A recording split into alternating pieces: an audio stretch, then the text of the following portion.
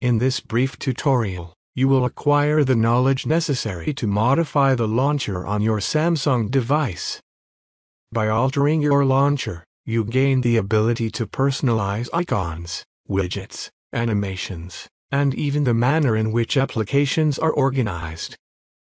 To begin the process, execute a downward swipe from the top of the screen, akin to this gesture, and subsequently tap the gear icon situated at the top right corner. Following this action, proceed to scroll down until you locate the Apps option and tap on it.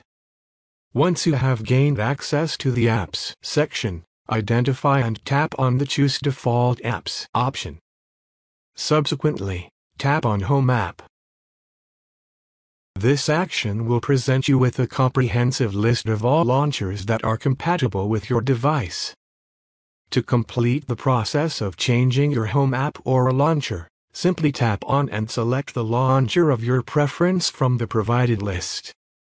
With these steps successfully executed, you have effectively modified your home app or a launcher. This concludes the tutorial.